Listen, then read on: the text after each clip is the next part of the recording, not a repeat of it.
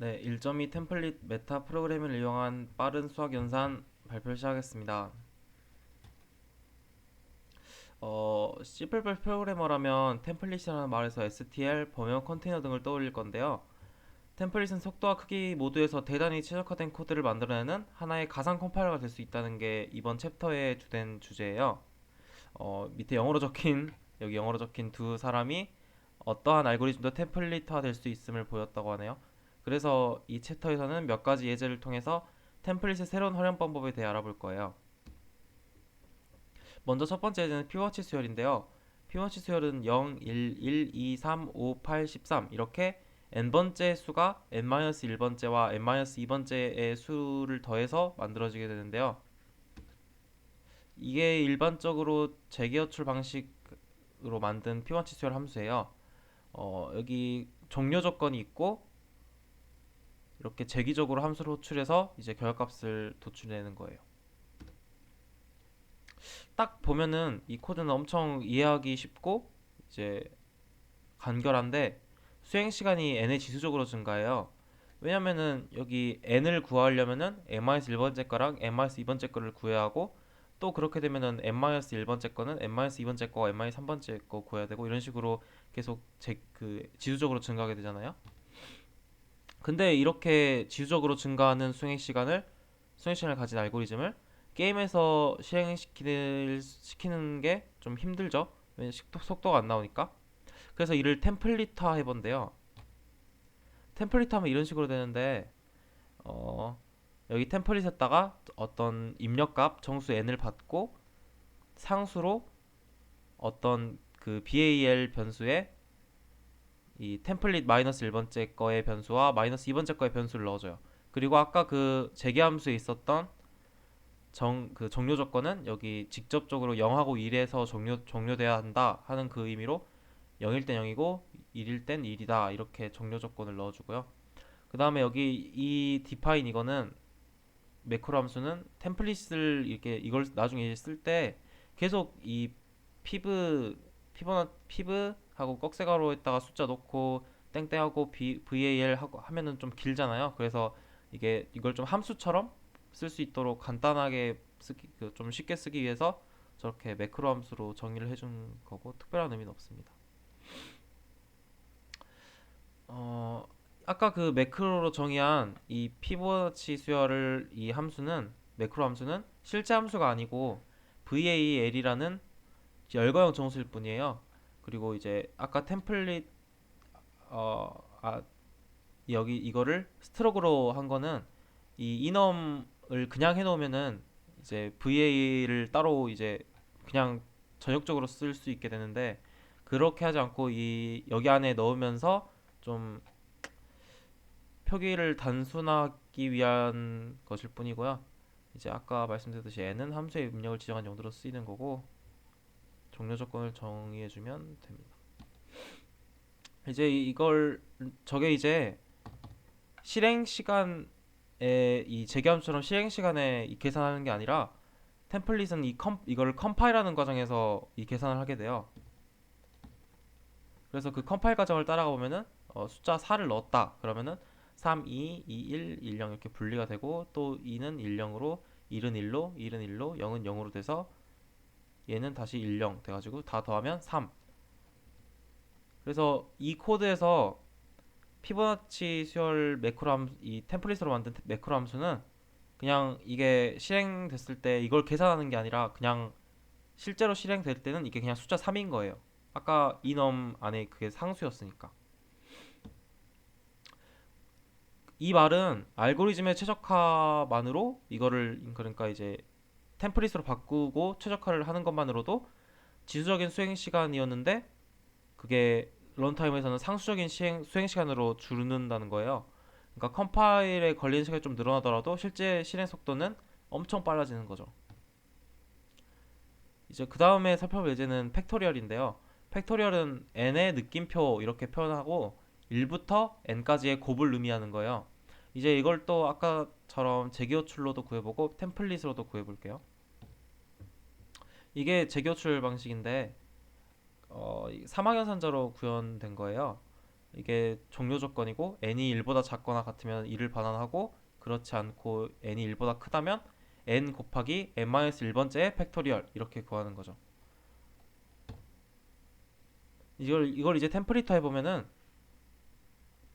아까 그 피보나치 수열하고 비슷하게 입력을 n으로 받고 이제 상수를 정의해서 그 상수 안에서 n 곱하기 n-1번째의 이 팩토리얼 템플릿을 그 값을 곱해주는 거죠. 또 이렇게 종료 조건을 정해주고요. 그다음에 이제 아까랑 같이 또 매크로 함수로 사용하기 편하게 해주고 이제 팩토리얼 4를 써서 값을 구하는 모습입니다. 피보나치 예제랑 마찬가지로 팩토리얼 함수 그 템플릿 매크로 함수는 그냥 상수 24가 돼요. 이게 원래 n에 비례하는 수행 시간인데 런타임에서는 그냥 5의 1로 상수적인 수행 시간으로 줄어드는 거죠. 이런 것도 이런 템플릿 메타 프로그래밍이 엄청 좋은 것처럼 여겨지는데 단점이 있어요. 우선 가독성 이걸 보면은 약간 좀 너무 템플릿 써 있으니까 좀 복잡하고 이게 뭐 상수로 돼 있는데 뭐 매크로 함수처럼 쓰고 있고 약간 가독성이 떨어진다는 말이 있어요. 저는 이게 간단한 거라서 그런지 모르겠는데 나중에 복잡해지면은 좀 더 가독성이 떨어지나 봐요. 근데 이거는 이런 팩토리얼 팩트 T 이런 그 잘 정의된 매크로를 사용해서 해결할 수 있고 이제 컴파일 시간이 좀 컴파일 시간이 늘어나는 게 단점인데 이게 컴파일 시간이 늘어나는 대신 런타임 시간을 주는 거잖아요. 그래서 단점인 듯 하면서도 런타임에서의 수행 시간을 줄이기 위해서 어쩔 수 없이 내줘야 되는 그런 거니까 이것도 감수할 수 있지 않을까 하고 생각하고 있어요. 근데 피보나치 서류나 계승 이 팩토리얼 같은 거를 쓰는 게임이 많지 않잖아요. 만약에 이걸 정말 쓴다 하더라도 컴파일 시점에서 아까처럼 이렇게 상수로 결정할 수 있는 게 좀 드물잖아요. 그래서 이제 게임에서 거의 필수적으로 쓰이는 삼각함수를 템플릿화 해볼 거예요. 삼각함수는 이제 템플릿 기법이 실제로 쓸모 있는 것인지 그걸 보여준 예가 될 건데 많은 게임들이 사인 값을 테이블에 담아가지고 혹은 또 비슷한 방식 이용해서 사인 계산 속도를 높이는 기법을 사용한대요. 근데 만약에 컴파일러가 사인 1.234 같은 코드를 보고 그냥 딱 바로 사인 1.234의 사가 이 상수로 값이 구해서 치환이 되면은 수정 속도가 엄청 빨라질 거라는 거죠. 약간 흐릿한데 사인은 이렇게 이런 공식으로 계산되는데 이게 길면 길수록 정확도가 높아져요. 여기서 x는 라디안 값이고 x는 0에서 2파이 사이고요. 이제 이걸 재기적으로 표현하면은 sin x는 x 곱하기 텀 0인데 여기서 텀 n은 이렇게 재기적으로 계산이 돼요. 텀 n은 1 마이너스 x의 제곱 나누기 이런 식으로 계산이 되고 또 다시 곱해지고 이런 식으로 재기적으로 계산이 되는데 이걸 이제 재기호출 방식으로 표현해 보면은 이런 식으로 표현할 수 있어요. 그럼 이제 이거를 바꿔볼 건데 네, 이렇게 템플릿화해서 바꿀 건데 약간 복잡하죠? 근데 제가 이걸 컴파일을 했는데 에러가 나는 거예요. 그래가지고 뭐지? 내가 뭘 잘못했나 해서 봤는데 책하고 똑같이 했거든요. 그냥 좀 이쁘게 그냥 뭐 색깔 바뀐 거 그런 거 말고는 완전 똑같은데 이게 이상하게 안 되는 거예요. 그래서 버전이 잘못됐나 싶어서 이제 찾아봤죠 이거를. 그랬더니 이제 GPG 스터디 커뮤니티 사이트가 있는데 거기에 이거 GPG 책을 번역하신 류광님께서 소스 코드가 잘못된 거래요. 이제 옛날 책이라서 이게 2000년에 만들어진 책이라서 현재 C++ 표준하고 맞지 않는 거죠. 그래서 이제 어떻게 할까? 아, 사용할 수 없는 건가? 이 챕터는 버려야 되는 건가? 생각을 하다가 딱 다시 한번 읽어보니까 메타 프로그램에서는 일종의 고정소수점 형태로 정수 계산만 수행하고 최종적으로 부동소수점으로 변하는 것. 이 방법이 있다고 하시는 거예요. 고정소수점 형태를 본떠서 정수 계산을 수행해서 리턴 값만 부동소수점 그러니까 더블로 캐스팅해서 이 경우에는 더블로 캐스팅해서 변환을 해서 이제 반환하면 된다라는 말씀이신 것 같아서 그렇게 한번 시도해봤어요. 이게 발표 시간 얼마 남지 않아서 급하게 제가 만든 거라 좀 비효율적인데 우선 인자가 하나 더 늘어났어요. 1.234는 1000분의 1234잖아요. 그래가지고 그 의미의 1000을 넣어주고 이거는 소수점을 떼고 1234를 넣어주고요.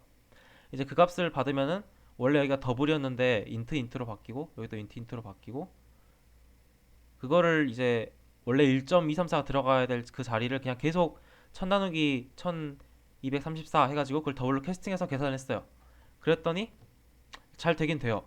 잘 되긴 되는데 일단 뭔가 좀 비효율적이죠. 그래서 이거를 이제 이 1234 그걸 그대로 정수로만 계산을 한 다음에 마지막 리턴을 할 때만 더블 형태로 리턴을 해주면은 계산이 잘 되지 않을까 하고 생각하고 있어요. 근데 일단 좀 찝찝한 건 사실이죠. 표준에 맞지 않은 방법이니까. 원래 지금 바로 결론이 나올 게 아니라 행렬 부분이 들어가야 돼요.